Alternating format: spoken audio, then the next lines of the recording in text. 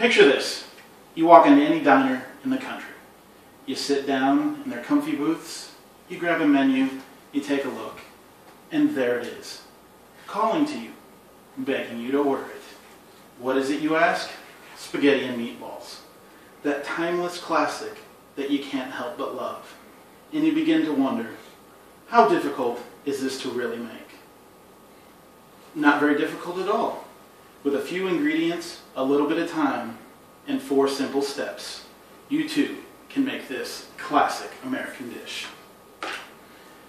Your first step in making your spaghetti and meatballs is making your sauce. You're going to want to go ahead and grab your ingredients: a can of tomatoes, some sugar, tomato paste, some red wine, and if you choose, basil. One word of caution with the basil: if you use fresh, add it at the end. Dried basil can be added at the beginning. Next step is to go ahead and grab your pot and combine all the ingredients for your sauce. If you choose, you can first run them through a blender for a smoother sauce, or let them break down while they cook for a chunkier marinara style. You set that on the stove, cover it, and let it simmer for 30 minutes so that all the flavors may come together. One word of caution: don't boil it, because that releases the acid in the tomatoes, which can make for an unpleasant evening. Now that the sauce is cooking, we'll move on to the star of the show, the meatballs. Once again, we want to grab our ingredients: ground beef, eggs, garlic, red pepper flakes if you choose, some flat leaf Italian parsley, and some grated Parmesan cheese. You may choose to chop the parsley and the garlic if you'd like, or you can throw everything into a blender for a smooth, even chop. Once you have your ingredients blended up, you can go ahead and add it to the ground beef. Once you've done that, mix everything by hand, but be careful not to overmix, as it can cause them to be tough.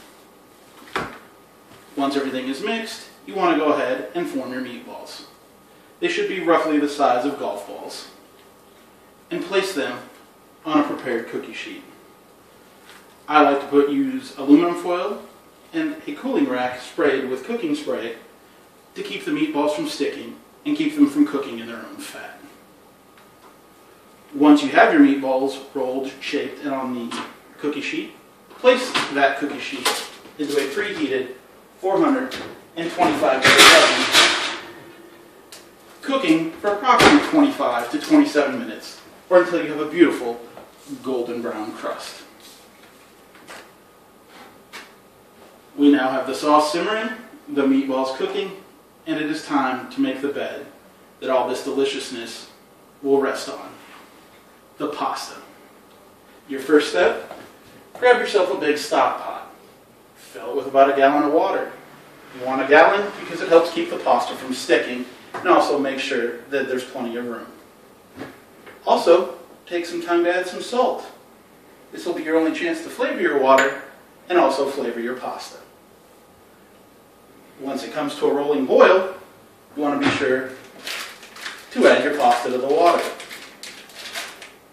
Upon doing so, make sure you stir it to separate the noodles and keep from sticking. Also, cook to the directions on the package, which is typically listed as al dente. Once the pasta is finished, go ahead and drain it. When you drain it, be sure not to rinse it. Also, you can add some butter or olive oil to the cooked pasta. Once again, this will help keep the noodles from sticking together. At this point, your sauce is ready, your meatballs have cooked, and your pasta is done. It's time to move on to plating the completed project. Grab yourself a plate, a bowl, a bucket if you choose, and put the ingredients together.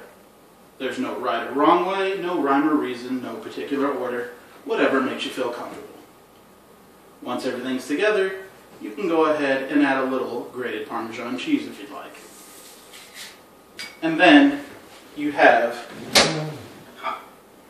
your completed pasta dish. Sure, you may be able to walk into just about any restaurant anywhere in America and order spaghetti and meatballs. But can you really beat making it on your own? With just a handful of ingredients, a little bit of time, you too can make this timeless American dish. Go out and apply this newly acquired knowledge. Make your own spaghetti and meatballs. Thank you.